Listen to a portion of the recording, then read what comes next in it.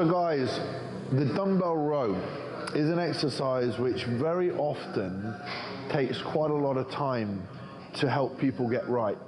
Now, one of the reasons being is because you're in a bent over position, you have an unstable shoulder, you have an inability to be able to connect with the lat in most cases, and then you've got to contract the lat to its fully shortened position.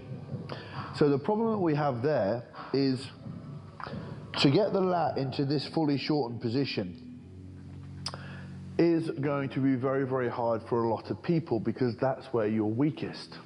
Now, not only are you coming from a very unstable position, but you've got to also maintain tension on the lats at all times. So if you go back over any of my back training videos, you'll know that I talk a lot about initiation through depression and retraction to be able to actually contract the lats so that you use them throughout the full range of movement. So it would be good to just revisit those because I'm going to talk about retraction and initiation of the lats. I'm not going to just say watch the other videos, but they really do complement what I'm going to say.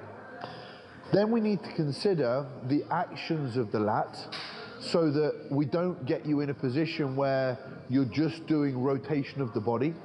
And we also need to consider the range and how far back you're going to be pulling the dumbbell. And then add on top of that, the most optimal position to stand in. So let me take you through a few common things that people do wrong. Number one is they stand very close, which limits where they can get the dumbbell back to. So they end up pulling up through the traps and into the upper back. Now, there are two goals really when you're going to look at training the back with a dumbbell row. One, to get the lat as fully contracted as you can. Two, you won't get the lat fully lengthened, but you can train it in the length and range of the dumbbell row, because remember, that's going to be the length and range of a lat. So this is a length and range of the row. So here is in a stretch position, and you can train that with a heavier load here. But in order for you to get up to here, you must be able to use a load that you can contract your lat in the shortest position. So if you go straight up the weight stack and start rowing 30, 40, 50 kg dumbbells, you're not going to be able to contract it in this short position here. The dumbbell row is one of the best exercises for getting the lat short. However, instability through your glutes, instability through your shoulders, it's an exercise that requires a lot of stability and a good amount of ability to contract and initiate and maintain tension on the working muscle. So let me take you through the exercise teaching cues of this exercise so that you can implement it and start using the dumbbell row correctly. So, Mark, you're going to hog the dumbbell rack. Mark is not going to hog the dumbbell rack because he's going to move out the way as soon as he's done a set for most people. But this is a perfect height to be able to work in a row position. Most of the time with a bench, I can do it, but you've got to remember that it could flip up the other end if you're using a heavy weight and pushing on. So with this, it's not going anywhere. Position of my feet is going to be planted here, loading on this leg to row into this position here. If I'm here, I'm going to be forced to pull up. My goal is to be able to get the dumbbell back to here. So what we're going to do, you keep your abdominals tight and your thoracic extended. So you're in a neutral position. There is no reason to rotate excessively through the spine. Look at this, for example. If I pull the dumbbell to here and then finish with rotation, that's exactly the same as getting the dumbbell up to here.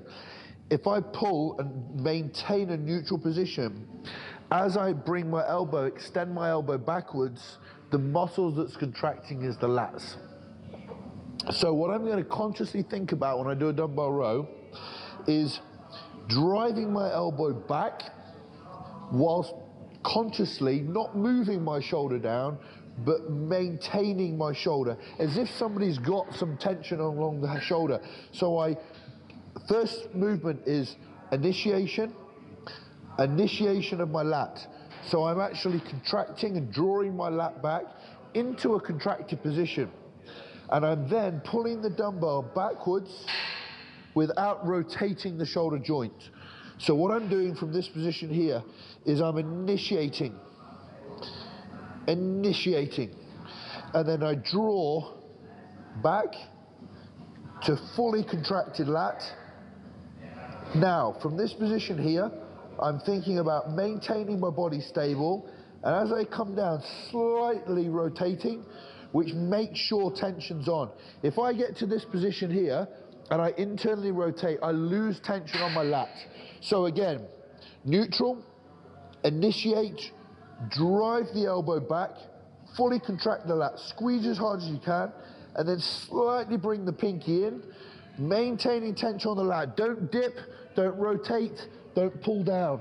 Keep that tension here. And then initiate, draw back and contract. Now, the minute that you start doing this, not only are you creating or making the exercise easier, you're using a lot of brachioradialis work, so you get a lot of burn and fatigue in the forearms, but you're driving the dumbbell up into the upper traps and upper back. As an exercise, the gut's not the goal.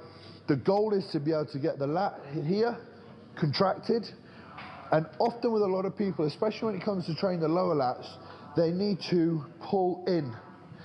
That's where everybody's very, very weak. And if you can't get the lat into this contracted short position, you're going to miss targeting and contracting those lower fibers of the lats. Very much to do with physique development, optimizing posture because of the fascia that's around the base of the spine. It's very, very important you get this exercise right. Just adding on to that, if you want to train and do 6, 7, 8 sets, as I often do with this exercise, you can train the shortened range of the exercise for 3, 4, 5 sets, working up in weight. Then pick a heavier weight, which you can't get to here, but one which you can get stretch mid-range. So then you're working the lengthened fibers of the dumbbell row and the shortened fibers of the dumbbell row across a spectrum of an amount of sets. It's taken a little bit of time for me to be able to explain that in full detail to you, but you've got to remember, the dumbbell row is not a torso rotation, it's a lat initiation and contraction. It's not an exercise which you pull up, or else you'll just train those mid-range, length and range of the dumbbell row fibers. So consider if you want to train the lower lat fibers, you're not going to be as strong there. That is the single arm dumbbell row. Take it to the gym tonight, watch the video before you go, and I know you're going to thank me for those extra little cues and tips and the ability to especially train those lower lat fibers.